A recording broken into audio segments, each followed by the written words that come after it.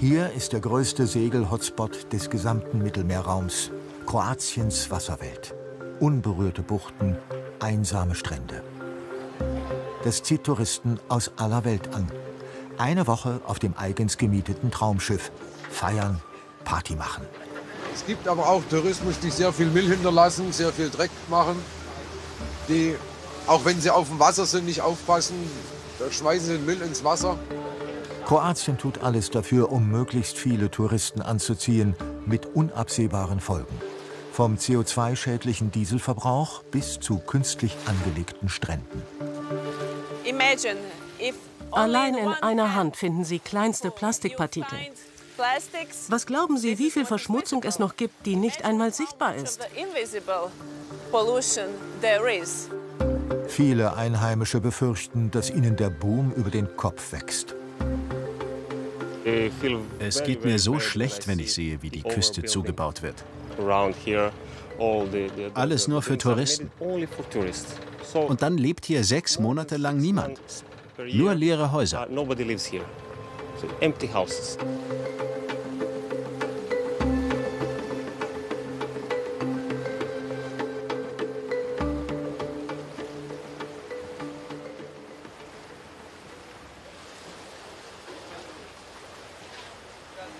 Heute geht es rund in der Marina Bautic. Sie müssen fast nichts mehr machen, der Wind treibt sie sowieso zu uns. Die sind zu eng, das ist zu eng. Alles gut so. Wie immer jeden Freitag Bootswechsel. Da packt der Chef selbst mit an. Nachmittags um 18 Uhr müssen die Boote in den Häfen wieder zurück sein, damit sie abgetaucht werden können. Und deshalb haben wir freitags so ab 14 Uhr bis 18, 19 Uhr sehr starken Betrieb. Das ist Vorsaison, da haben wir so 150 bis 200 Boote.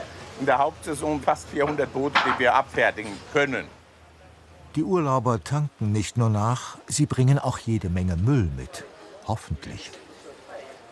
In jeder Stadt, wo wir angelegt haben, haben wir den fachgerecht entsorgt. Und die Fäkalien, wohin damit? Das fressen die Fische. Ganz so einfach ist es nicht. Vor 20 Jahren war hier noch Brachland. Doch Željko Baotic, Autohändler aus Frankfurt mit kroatischen Wurzeln, hatte den richtigen Riecher, als er dieses Stück Land erwarb. Beste Anbindung dank Flughafennähe und der schönsten Segelreviere in Mitteldalmatien. Mittlerweile gehört seine Marina zu den modernsten und teuersten an der kroatischen Küste. Bis zu 500 Boote können hier anlegen. Und die bringen jede Menge Restmüll mit. Hier kann er ordnungsgemäß getrennt und entsorgt werden. Denn Betreiber Željko Baotic hält eine Recyclingstation vor. Besser wäre es allerdings, erst gar nicht so viel Müll in Umlauf zu bringen und die Touristen auch in Kroatien auf Mehrwegsysteme zu verpflichten. Ja, hier sind wir vor unserem Hauptproblem, sage ich mal, wegen der Umweltverschmutzung. Die ganzen Hersteller, ob es Cola oder auch die ganzen Wasserhersteller, bieten kaum Sachen in Flaschen an. Wenn Sie mal hier schauen, wir sind hier, das war bis oben hin voll mit diesen 0,5 Liter Flaschen. Statt Glasflaschen, Flaschen aus Plastik, die noch dazu nicht zurückgegeben werden. Seit den 2000er Jahren haben die Bootsliegeplätze um 70% zugelegt. So nimmt mit dem nautischen Tourismus auch der Plastikmüll zu und nicht nur dieser. Jo, hier ist die Fäkalienstation. Hier haben wir unsere Absauganlage, die wir den Charterern anbieten. Der Kunde ruft an bzw. bestellt es vorher. Wir bringen das mit dem Gabelstapler dorthin. Das wird alles abgesaugt, was auf seinem Boot hat. Wir pumpen es dahin weg und das ist wie zu Hause dann weggespült. Also alle Abwässer können in der örtlichen Kläranlage landen. Können. Doch die Absauganlage von Željko Baotic kommt an diesem Wochenende nicht zum Einsatz. Es ist die natürlichste Sache der Welt. Im Meer. Oder wie macht das ein Fisch? Einfach Ventile auf und weg ist es. Natürlich. Dabei müssen eigentlich alle Marinas die Entsorgung der Abwässer vorhalten. haben wir nicht mitbekommen. Nee, also wurde uns nicht gesagt, aber wir waren letztes Jahr in der Türkei beim Segeln und da ist es gang und gäbe, dass das abgesaugt wird. Also da werden die Schwarzwassertanks tatsächlich abgesaugt und das funktioniert auch wunderbar. Würde wahrscheinlich hier auch funktionieren, aber ist uns nicht angeboten worden. Beziehungsweise wir wussten es halt einfach nicht. Es ist nicht so sehr bekannt, auch nicht beliebt, weil der Kunde verliert dadurch nochmal Zeit. Er verliert dadurch nochmal, muss es auch noch bezahlen, extra bezahlen. Und da ist kein Kunde allzu happy drüber. Tatsächlich ein Problem der unwilligen Kunden? Oder vielmehr ein Problem der Betreiber der Yachthäfen, die das strikt einfordern müssten? Rund 19.000 Bootsliegeplätze gibt es derzeit an der kroatischen Küste. Der nautische Tourismus bringt jährlich immerhin rund 850 Millionen Euro an Einnahmen. Kroatien ist zwar ein kleiner Mittelmeeranrainer, aber dank seiner 1244 Inseln und 6278 Kilometern Küste ist es gerade für Segler und Motorboote attraktiv. Im Vergleich zu den Übernachtungszahlen ist der nautische Tourismus für Kroatien nicht der wichtigste Tourismuszweig, aber er wertet das Land auf und zieht ein gehobenes Publikum an. In der Weltkulturerbestadt Split arbeitet die Biologin Matea Spica. Sie ist für die Umweltschutzorganisation Sunce tätig und fordert schon seit langem, die Schattenseiten des nautischen Tourismus konsequenter in den Blick zu nehmen. So sei das Ableiten von Schwarzwasser per Gesetz zwar verboten, aber vieles deutet darauf hin, dass sich keiner daran hält. Die Rechtsgrundlage ist klar in Kroatien. Es ist nicht erlaubt, Schwarzwasser im Meer zu entsorgen. Aber wir sehen in der Praxis, dass genau das getan wird. Im Sommer erreichen uns unzählige Beschwerden, denn die Öffentlichkeit reagiert sehr sensibel auf Meeresverschmutzung, die von den Booten verursacht wird. Auch der zunehmende Plastikabfall ist für die Biologin ein großes Thema. In der Hauptsaison vermüllen die Strände. Sunce organisiert regelmäßig Sammelaktionen.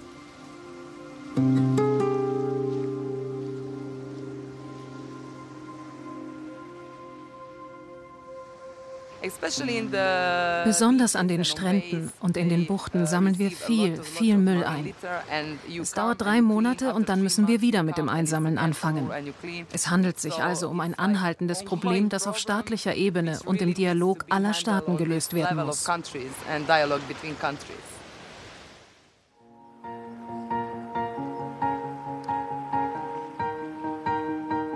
Immer mehr Müll an den Stränden und im Meer. Auch die Wissenschaftlerin Maria Blažina und ihr Kollege Luka Žilić fürchten die massiven Folgen des Tourismus für die Adria. Heute entnehmen sie Wasserproben und Muscheln in einem Abschnitt, der eigentlich über eine sehr gute Wasserqualität verfügen müsste, dem Limski-Kanal. Die gewonnenen Daten sollen als Vergleichsgröße für Muscheln aus anderen stärker verschmutzten Gewässern dienen. Muscheln sind ein guter Indikator für den Verschmutzungsgrad des Wassers, weil sich in ihnen Giftstoffe ablagern. Obwohl wir inzwischen immer modernere Klärwerke haben, gelangt immer noch viel Abwasser in das Meer. Außerdem führen die vielen Aktivitäten an den Buchten zu weiteren Abfällen. Oft Plastikmüll, der in die Flüsse gelangt und am Ende wiederum ins Meer gespült wird. Wir haben viele Beweise dafür gefunden, dass Plastikpartikel den Meerestieren extrem schaden. Mikroplastikpartikel werden in vielen verschiedenen Organen von Fischen, Muscheln und anderen Organismen gefunden.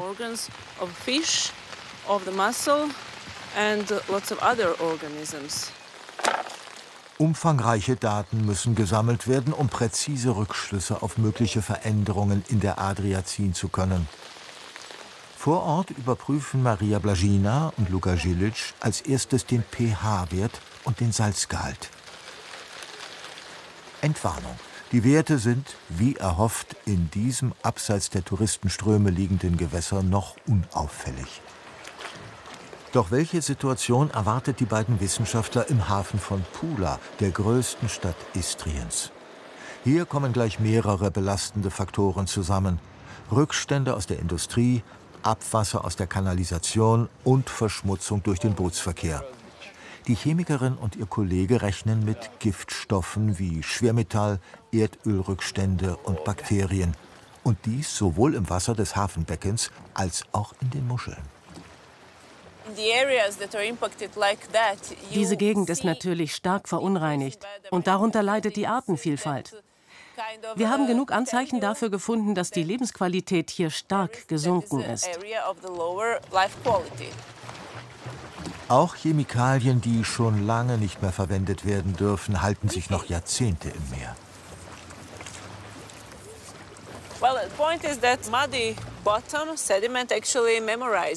Der Punkt ist, dass sich in diesem weichen Meeresboden viele Schadstoffe ansammeln und dort jahrelang verbleiben, sodass im Grunde genommen Verbesserungen erst nach vielen Jahren sichtbar werden.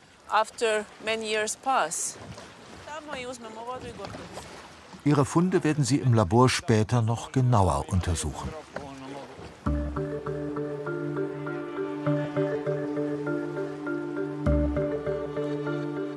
Und wie erleben die Einheimischen diese Entwicklung? Der Fischer Danilo Scocco ist seit den frühen Morgenstunden mit dem Boot auf dem Wasser. Schon sein Großvater hat ihn immer zum Fischen mitgenommen. Grundsätzlich bin ich glücklich, wenn ich aufs Meer hinausfahre. Das Meer und das Fischen sind mein Schicksal. Ich weiß gar nicht mehr, was ich als erstes gelernt habe. Das Segeln und Fischen oder das Laufen. Wenn er auf dem Meer unterwegs ist, dann ist sein Jagdinstinkt geweckt. Welche Fische werden heute gefangen? Und welche stehen heute Abend auf der Speisekarte seines Restaurants? Danilo Scocco bekommt die Folgen des Tourismus unmittelbar zu spüren. Jetzt ist nur Meeresgetier im Netz, doch in der Hauptsaison sind die Netze oft voll von Abfall. Das größere Problem sieht er aber woanders. Wenn die Fische ihren Lebensraum verlagern, sind sie halt nicht mehr hier. Mir bereitet vor allem die Erwärmung des Wassers große Sorgen. Es sind schon 1 bis 2 Grad. Der Anstieg der Temperatur wird einigen Fischen zum Verhängnis. Sollte die Erwärmung noch weiter zunehmen, dann sterben immer mehr Fischarten aus. Auch werden immer mehr fremde Fischarten durch den internationalen Schiffsverkehr eingeschleppt. Das bedroht die heimischen Arten. Und so wird es von Jahr zu Jahr schwieriger, vom Fischfang zu leben. Heute macht der Fischer einen guten Fang. Im Hochsommer dagegen bleiben die Netze oft so gut wie leer. Gerade dann, wenn viele Touristen kommen und viel Fisch essen wollen, fliehen die Fische. Warum tun sie das? Wegen dem Lärm. Viele Motorgeräusche, viele Boote fahren hin und her. Und da müssen die Fische irgendwo anders Ruhe finden. In der Zeit können wir sie nicht fangen.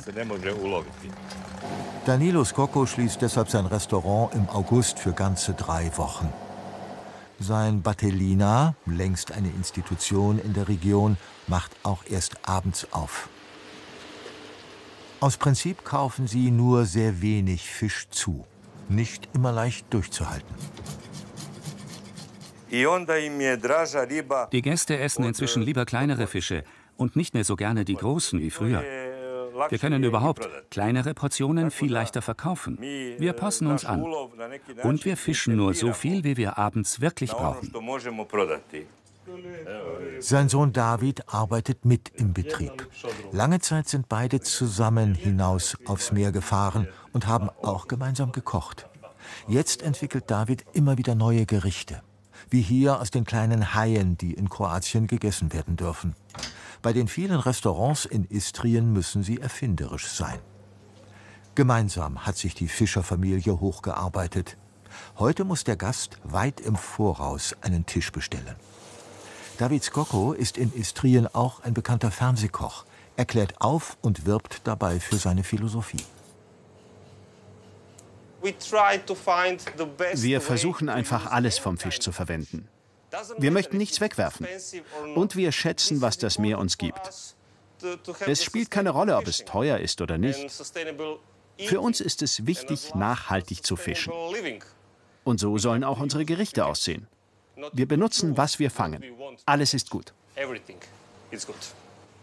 Und damit kommt er gut über die Runden. Tatsächlich beschäftigt der Familienbetrieb inzwischen 10 Mitarbeiter. In der Marina Bałtyk ist alles auf Wachstum angelegt. Der Inhaber hat mit dem Verchartern und dem Verkauf von Booten in Kroatien vor rund 20 Jahren angefangen.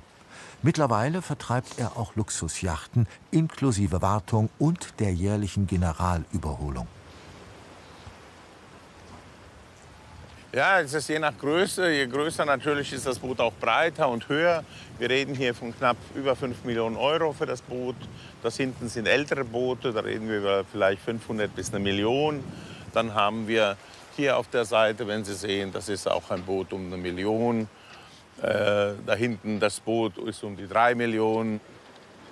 Das kennt man eigentlich von der Côte d'Azur. Mittlerweile kommen Vermögende aus ganz Europa nach Kroatien. Und ihr Lifestyle ist richtig teuer. Beim Tanken hört der Spaß bei den meisten dann doch ein bisschen auf, ja. Aber die brauchen so zwischen, wenn sie normal fahren, um die 150 Liter pro Stunde. Spielt bei so einer Kundschaft die CO2-Bilanz überhaupt eine Rolle? Nein. Nein, spielt keine Rolle. Die fahren ja auch dicke Autos. Ein Lifestyle, der zur Erwärmung des Mittelmeeres beiträgt, mit unabsehbaren Folgen für das Ökosystem. Željko Bałtyk ist natürlich bewusst, dass er eine Klientel bedient, für die Umweltschutz nachrangig ist. Trotzdem macht auch er sich Gedanken und zeigt uns ein typisches Ausflugsziel von Kroatien-Touristen. Eine Partybucht, wo bereits zu Saisonanfang viel los ist. Also Sie sehen ja, die sind da hier ganz lustig, aber das ist leer. Wenn Sie morgen herkämen, dann haben Sie hier 30, 40 Boote und im Sommer 70, 80 Boote. Das macht nicht nur Lärm, sondern richtet auch noch ganz andere Schäden an. Denn die Schiffe werfen ihren Anker aus, direkt auf den Meeresgrund. Man wird hier Bojen aufstellen, damit die Anker nicht alles kaputt machen. Das ist in Planung. Wir waren gerade vor 2 Wochen bei der Gemeinde. Das wird also demnächst hier voll mit Bojen sein. Die Schäden am Meeresgrund sehen die ankernden Touristen nicht. Doch diese werden von der Naturschutzorganisation Sunce dokumentiert. Bereits jetzt ist in den letzten Jahren fast 30% des wertvollen Seegrases Posidonia zerstört worden. Hier ist die Seegraswiese noch intakt. Sie ist ein idealer Schutzraum für die Jungfische, die sich im Gras verstecken. Doch solche Schutzräume gibt es immer weniger.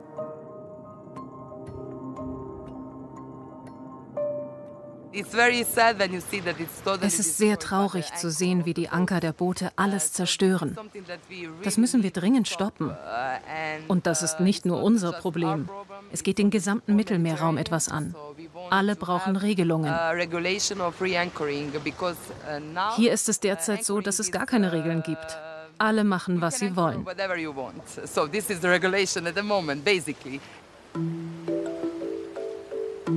Inzwischen haben die Wissenschaftler Maria Blažina und Luka Đilić ihre Feldarbeit abgeschlossen.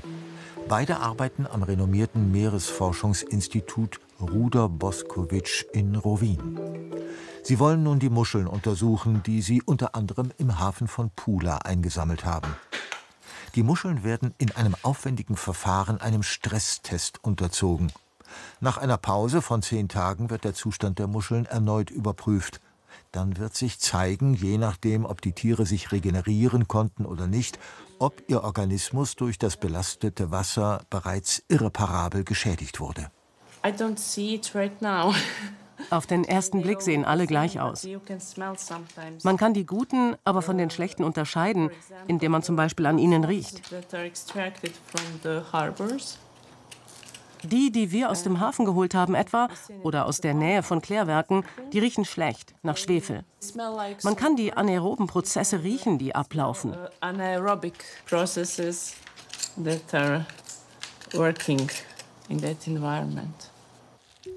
Über Jahre sammeln die Wissenschaftler ihre Daten und werten sie aus.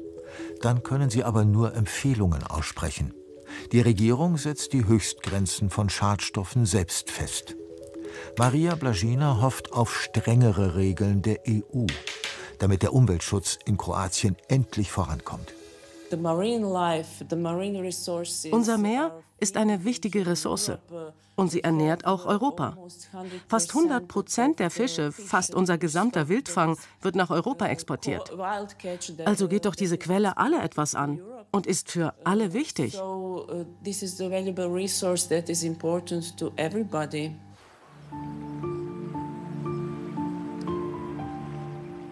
Die Bucht von Maliston im Süden von Kroatien.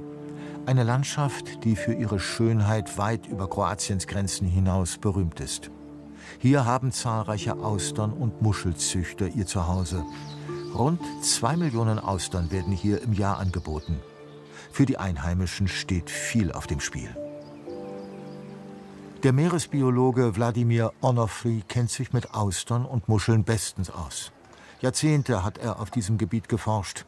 Nun ist er in Rente, schaut aber immer noch regelmäßig auf die Wasserqualität. Keinerlei Abwasser darf in das Naturschutzgebiet gelangen, denn jede Art von Verschmutzung ist für Austern Gift.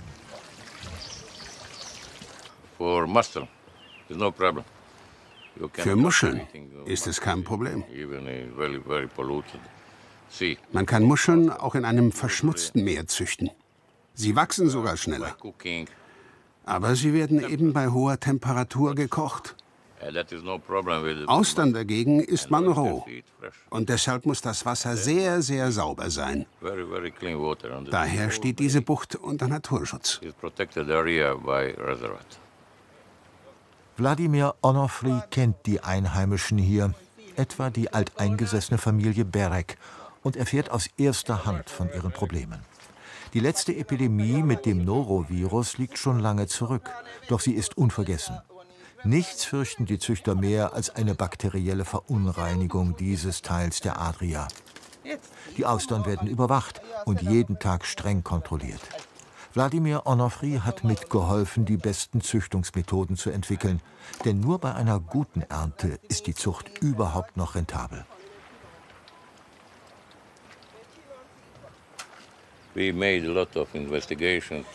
Wir haben lange recherchiert, um herauszufinden, wann Austernlarven am besten im Meer gedeihen, in welcher Tiefe und in welchem Teil der Bucht von Maliston.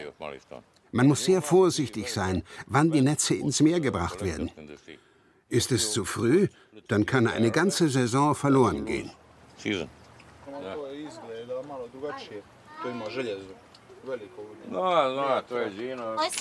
Werden die Austern verkauft? Da oben. Ah, da oben. Sind sie wild? Alle Austern hier werden gezüchtet. Es gibt keine wilden Austern. Sie wachsen alle an Seilen und nicht am Boden. Keine wilden Austern. Für Kroatien ist Maliston ein Aushängeschild. Knapp 70 Familien haben sich über Generationen eine Existenz aufgebaut. Kroatien macht es jungen Leuten nicht so leicht, hier zu bleiben.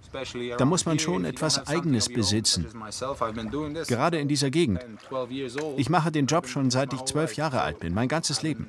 Es gehört unserer Familie und deshalb lebe ich hier. Die Austern- und Muschelzucht ist für die, die hier aufgewachsen sind, immer noch eine wichtige Einnahmequelle. Doch die Mitarbeiter kommen inzwischen vor allem aus Übersee. Einheimische finden sich für diese harte Arbeit kaum mehr.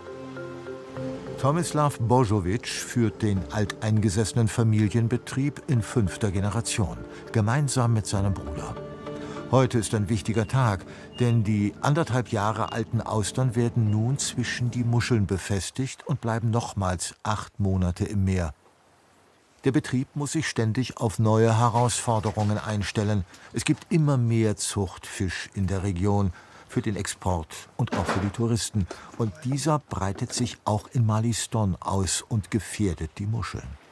Einen Ertrag von 50 Tonnen Muscheln braucht er pro Jahr, damit es sich noch lohnt. Doch letztes Jahr war seine Ausbeute viel geringer als erwartet. Alles ist hier natürlich. Hier haben wir sehr junge und kleine Muscheln, die in diesen speziellen Netzen heranreifen. Aber wir haben Probleme mit den Fischen hier. Die Dorade frisst alles auf. Manchmal können sie in einer einzigen Nacht einen riesigen Schaden anrichten.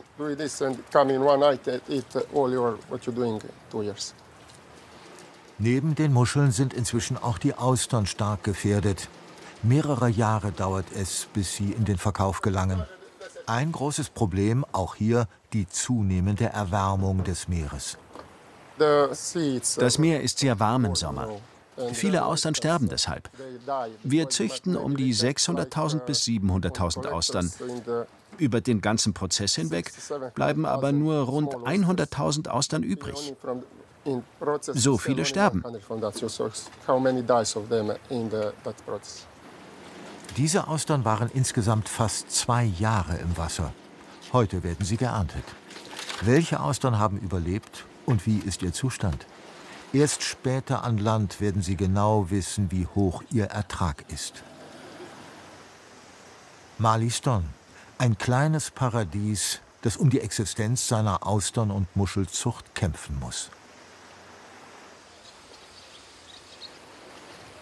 Für die Vermieter von Yachten dagegen ist die kroatische Küste mehr denn je eine Goldgrube.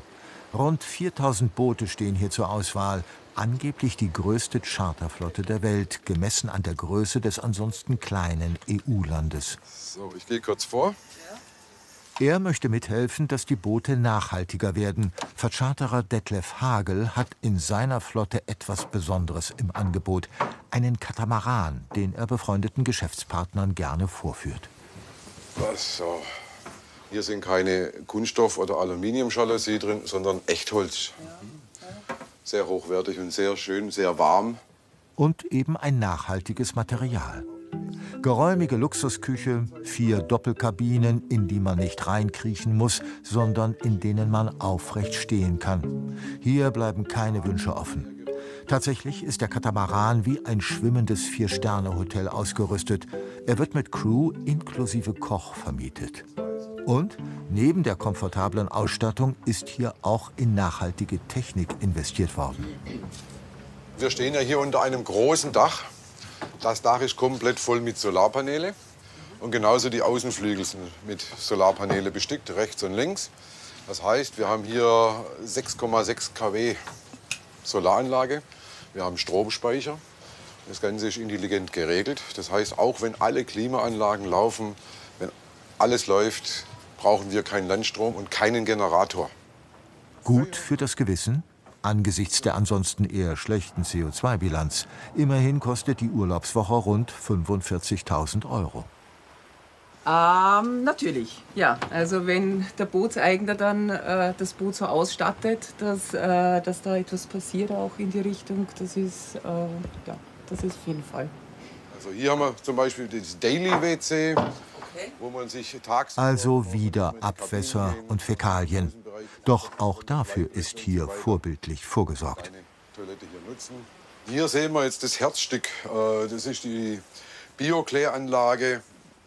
Das findet man eigentlich auf fast gar keinen Yachten momentan. Diese Biokläranlage arbeitet auf kleinem Raum, wie wir es eigentlich kennen von zu Hause mit den großen Kläranlagen. Das Wasser ist komplett gefiltert, aufbereitet und geht als Frischwasser wieder ins Meer zurück. Und warum haben das nicht alle Yachten? Das ist eine gute Frage, aber es hängt aus 2 Gründen. Es ist ein Platzproblem oftmals, weil die Anlage auch viel Platz wegnimmt. Und es ist eine Kostenfrage noch. Aber zumindest bei den Luxusjachten, wo es nicht so sehr auf die Kosten ankommt, könnte die Kläranlage doch Standard werden. Schließlich stehen Flora und Fauna, das ganze marine Ökosystem, auf dem Spiel. Braucht es ein Umdenken, auch bei den Touristen? Kroatiens Tourismusverantwortliche wissen um den Spagat zwischen Umweltschutz und wirtschaftlichem Wachstum.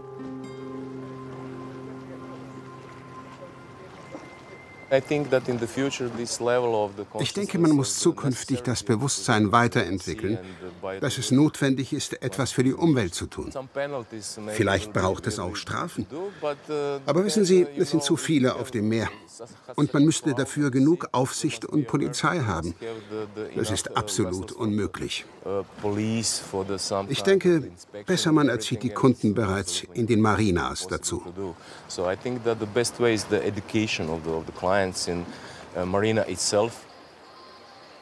Und auch aus Sicherheitsgründen sollte bei den Yachten und Booten genauer hingeschaut werden. Medellin ist kurzfristig um eine Touristenattraktion reicher. Einen Brand wie diesen hatte die kroatische Küste lange nicht gesehen.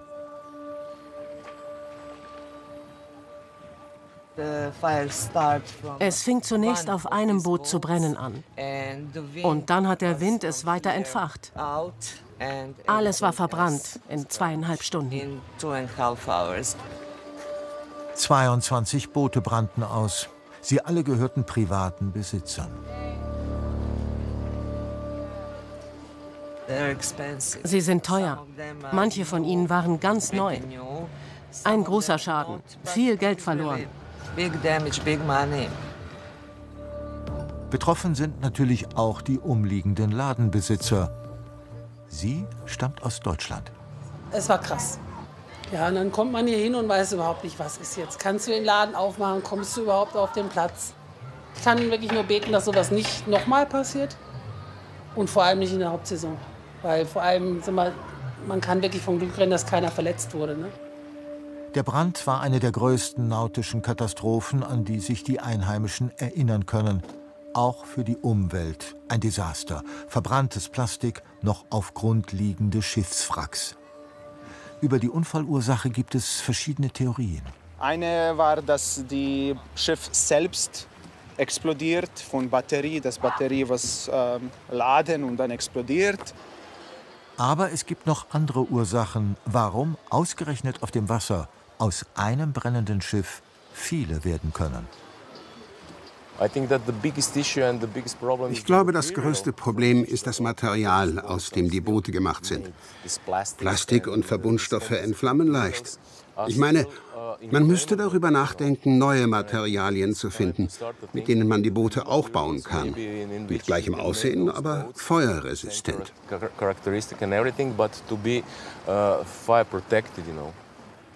Die Saison nimmt gerade erst Fahrt auf. Ist das jetzt ein Nachteil fürs Geschäft? Heute ist alles umsonst.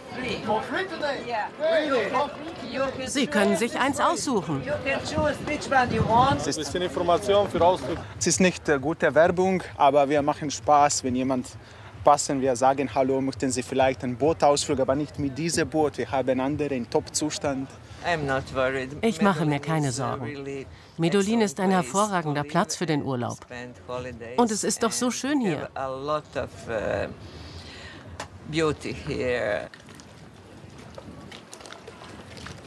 Ausgebrannte Boote hin oder her. In Medellin versucht man, gelassen zu bleiben. Anders der Gastronom David Skoko. Er kann solche Vorkommnisse mittlerweile nicht mehr auf die leichte Schulter nehmen. Halt die Boje fest, wir holen sie raus. Der ganze Touristentrubel geht ihm an die Substanz. Er hat seine Kindheit großteils in der Natur verbracht. Nun sorgt er sich um seine Heimat. Es gibt sie noch, die unberührten Küstenabschnitte. Aber man muss sie suchen. Für ihn hat der Tourismus längst ein gesundes Maß überschritten. Ich lebe auch vom Tourismus und ernähre Touristen die Hälfte des Jahres. Aber ich fühle mich sehr schlecht, wenn ich die vielen neuen Häuser sehe. Alle sind nur für die Touristen gebaut worden. Und 6 Monate im Jahr wohnt hier niemand. Es ist eine Geisterstadt. Und sie bauen und bauen und bauen.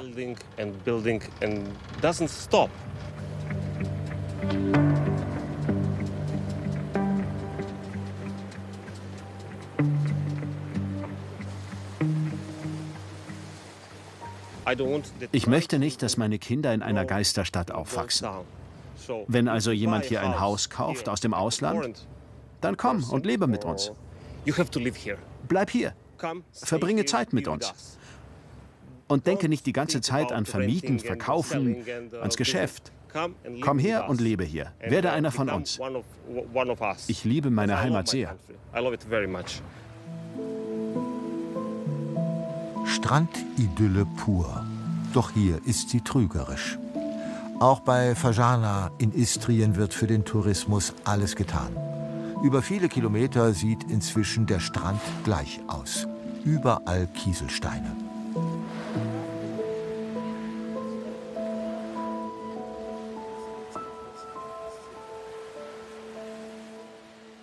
Die Wissenschaftlerin Maria Blažina ist davon nicht begeistert. Denn der Strand wurde in dieser Form nur für die Urlauber angelegt. Der Kies stammt nicht einmal vom Meer, sondern aus Flussbetten. The problem is that artificial beaches don't support natural living communities. Das Problem ist, dass künstliche Strände die natürliche Flora und Fauna zerstören. Die Adriaküste ist vor allem eine Felsküste. Das bedeutet, dass Meeresorganismen, Algen, kleine Fische und Krabben dort leben. Sie jagen dort, benutzen die Felsen als Unterschlupf, als Futterstelle. Werden diese Hotspots des Lebens zerstört, mit künstlichem Material aufgefüllt, dann verwandelt sich der Strand in eine Wüste.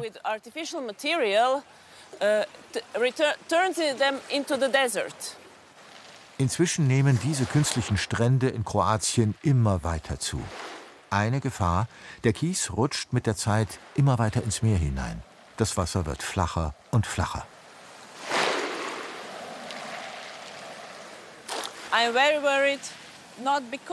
Ich mache mir nicht nur wegen meiner beruflichen Verantwortung Sorgen, sondern auch wegen meiner Verantwortung für zukünftige Generationen.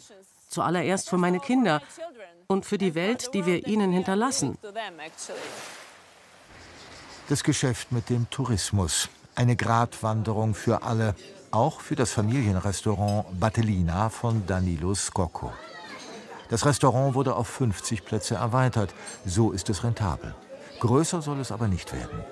Es ist ein ständiges Abwägen, sich selbst treu zu bleiben und trotzdem am Tourismus zu verdienen. Wir sehen eine große Veränderung in unserer Umwelt. Unsere traditionelle Lebensweise verändert sich. Jetzt warten wir darauf, dass Touristen kommen und wir Geld verdienen, damit wir besser leben können. Aber leben wir wirklich besser? So abhängig vom Tourismus? Wie lange werden Sie diese Vielfalt noch anbieten können? In Kroatien eine renommierte Einrichtung, das Aquarium von Pula. Im öffentlich zugänglichen Teil sollen Touristen einen Eindruck bekommen von der schützenswerten Unterwasserwelt der Adria.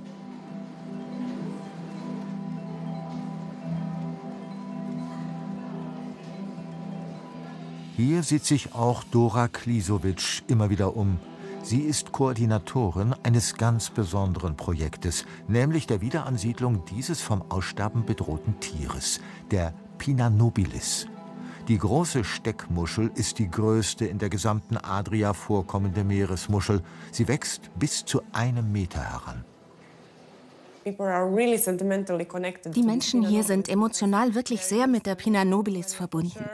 Vor allem, wenn sie gerne im Wasser schwimmen. Dann schauen sie immer wieder auf diese riesigen Muscheln. Heute hat sie Besuch von der Muschelexpertin Maria Blažina. Deren Forschungsinstitut ist einer der vielen Projektpartner bei dem Versuch, die Steckmuschel in der nördlichen Adria wieder anzusiedeln. Ich erinnere mich, als ich ein Kind war und wir Urlaub am Meer machten, dann gab es immer Kinder von dort, die uns welche zeigten.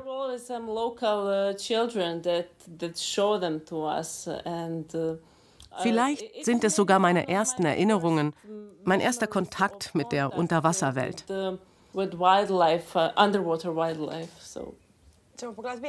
Seit 2016 stirbt die Pinna nobilis einen rätselhaften Tod, ausgelöst durch ein Virus. Vermutete Ursache ist die Klimaerwärmung, die es begünstigt.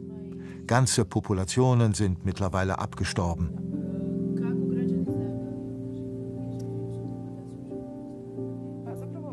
Groß war deshalb die Freude, als 2023 ausgerechnet an der istrischen Küste lebende Jungtiere entdeckt wurden.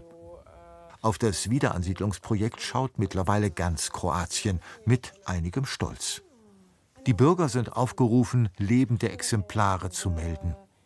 Auch jetzt hat Dora Klisovic eine positive Mail erhalten. Jeder neue Hinweis, den wir bekommen, dass es noch lebendige Tiere gibt, ist wirklich ein gutes Zeichen. Es ist wichtig, neue Daten zu bekommen. Es spielt keine Rolle, welche. Hauptsache, wir bekommen neue Hinweise. Darüber sind wir sehr froh. Für die lebend gefundenen Muscheln wurde im Aquarium von Pula eine Aufzuchtstation eingerichtet. Schon die Ernährung der Tiere ist aufwendig. Keim- und virusfrei muss das mit Phytoplankton versetzte Wasser sein, um die befallenen Tiere gesunden zu lassen. Deswegen sieht sich auch die Projektkoordinatorin hier regelmäßig um. Wie geht es den Tieren heute? 2 Mitarbeiterinnen sind den ganzen Tag damit beschäftigt, die Tiere zu versorgen. Die Pinna nobilis ist wie eine Filtermaschine, quasi eine natürliche Kläranlage. Das Wasser, das jetzt mit Nahrung und Phytoplankton versetzt ist, wird in 2 Stunden transparent sein. So kann man hier an diesem Beispiel rechts sehen, wie wichtig die Muschel für die Klärung des Mittelmeers ist. 400 bis 500 Liter täglich verwertet eine erwachsene Steckmuschel. Die Hintergründe des Massensterbens sind noch nicht geklärt. Ziel ist jetzt, den Virusbefall einzudämmen. Dafür experimentieren sie hier mit Temperaturanpassung. Bis jetzt haben 19 Jungtiere von 81 überlebt. Und hier haben sie jetzt die Temperatur auf 10 Grad heruntergefahren und konnten so ihren Tod verhindern. Nun suchen wir nach neuen Wegen, um sie weiter am Leben zu erhalten. Lässt Sie das hoffen?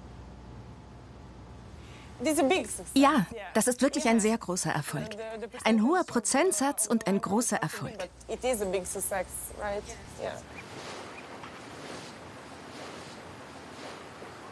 Vercharterer Detlef Hagel steuert den Hafen der Weltkulturerbestadt Trogir an. Hier ist das Anlegen nur mit Sondergenehmigung erlaubt. Fender passen? Doch Hagel will etwas Exklusives bieten. Austern serviert direkt an Bord. Für die Bewerbung durch ein Gastromagazin wird dieser Service hier eigens in Szene gesetzt. Wir haben immer mehr Gäste, die Jahrzehnte an der Côte d'Azur, Mallorca und in diesem ganzen Bereich Ibiza waren, die jetzt immer mehr nach Kroatien kommen. So im einzelnen Detail haben wir auch viel Lifestyle. Da haben wir Beachclubs, wo nur die, in Anführungsstrichen, Versnobten hingehen, wo man auch gern mal an einem Abend 11.000 € ausgibt für ein paar Glas Champagner. Also es gibt hier schon alles, ja. Kroatien braucht den nautischen Tourismus, aber noch ist nicht ausgemacht, wie er zukunftsfähig wird. Der Einheimische David Skoko, der aus einer traditionellen Fischerfamilie kommt, fordert dringend ein Umdenken. Ich bin sehr stolz darauf, dass wir ein so schönes Land haben. Aber ich denke auch, wir zerstören Schritt für Schritt, was unser wertvollstes und kostbarstes ist. Unser wunderschönes kleines Land in der Mitte Europas. Sein Motto: weniger ist mehr. Damit Kroatien lebenswert bleibt für alle. Die Einheimischen und die Urlauber.